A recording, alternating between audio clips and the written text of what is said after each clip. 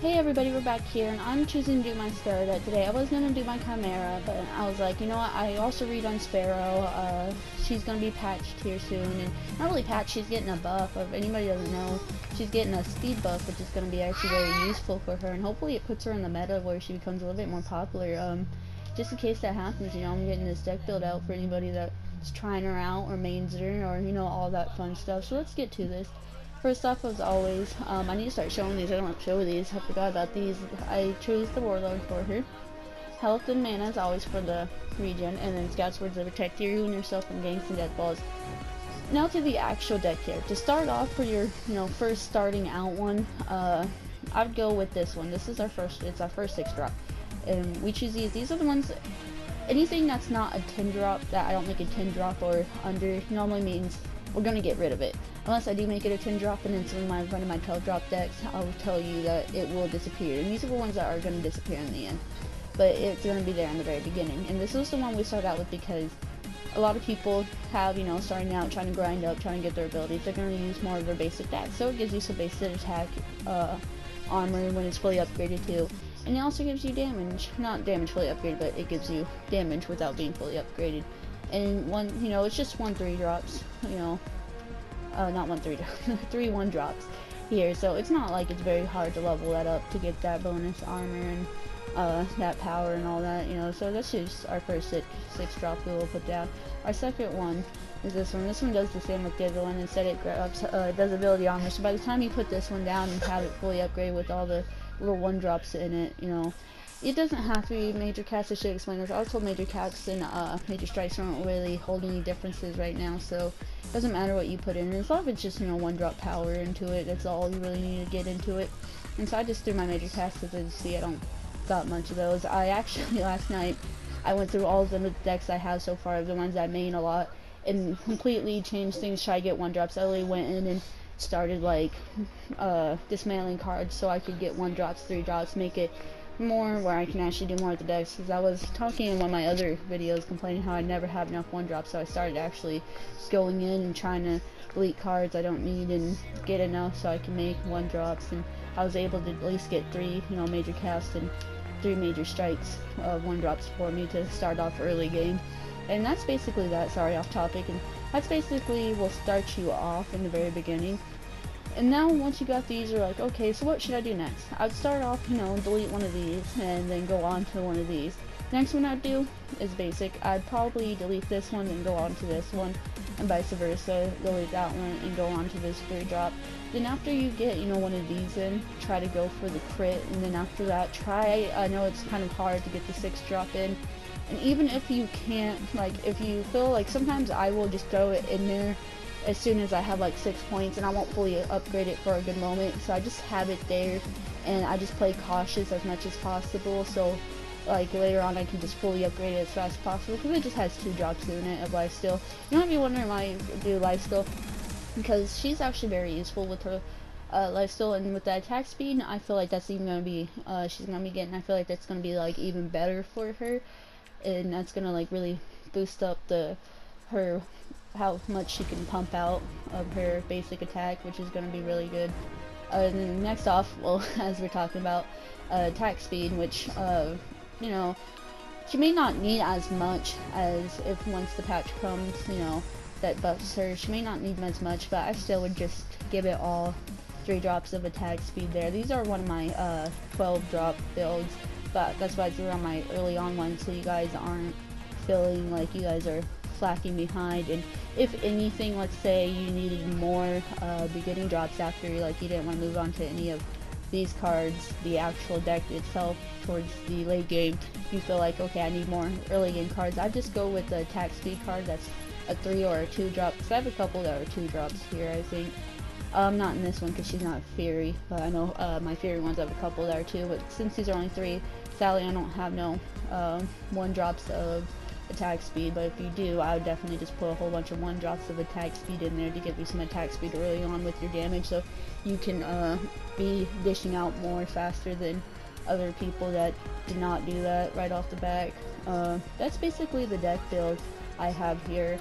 I will keep on doing this more. Like I said, there's a lot of times, like just like for now as an example, where I can't show you what I would do. Like I really would, if I could, I would put it, but there'd be no point in putting all 2 drops in this one when just for 1 extra points in each one I could fully upgrade this one. That's why the 1 drops are very useful, especially in the very beginning, because you can just get out there and I know 6 drops are late game are nothing. That's why we have the very beginning cards and then the 12 drops for the later cards. Cause I have gotten a lot of comments on other videos, and people have told me, even my friends, that they like my decks, but they need something more for early game, and that's why I redid. I just completely redid all of them, try to scrap as much as I could. I couldn't sadly get any universals. That's why I try to go for as much as possible 1 drops. Sadly, I couldn't get none for speed because I don't have any more to scrap, because I'm down to basically the amount of each card I need, and so at this point it's just back to grinding rep and hopefully getting 1 drops, which my luck with that is terrible. Not as much as I know I like getting totally off thing here. I'm not sure if you guys know, you guys can go over here and you guys can actually make cards like you don't have, or even cards you do have, but you would have to, like, okay, here's an example. Let's say I want to make one of these. I don't got anything. It will cost, oh god, that one is not a good example. But it would cost 2,400 to make, and dismantling this one would only give me 600. So yeah, that wouldn't be smart, especially since I only have one. But you get the picture there. Like ones like these, if you ever wanted to have one of these cards, you can always make them.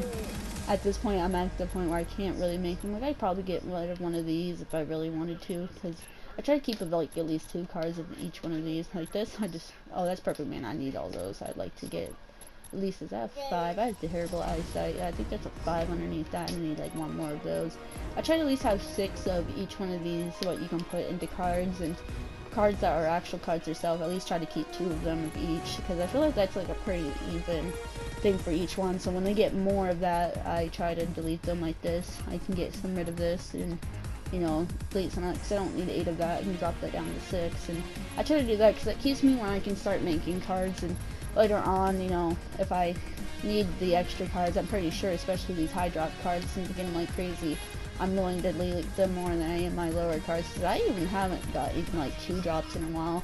I'm sorry I haven't showed that, because I'm not sure if a lot of people know. I know there's a couple people, my friends, I finally got them into Paragon, and like they didn't even know about the card making. Like I totally forgot to tell them about this, and I finally told them. They were like, what? I didn't know that. And yeah, you can actually make the cards here. I wish I could actually show you, but all my metal I weared out last night, and like I had so much. I sat there just legitly going through all of it. And if you ever need to go look through them, like this will show you your universal, this will show you your growth, and it shows you how much you have out of all the cards. Like I have 33 out of the 40 cards of order, intellect, corruption. It will show you all.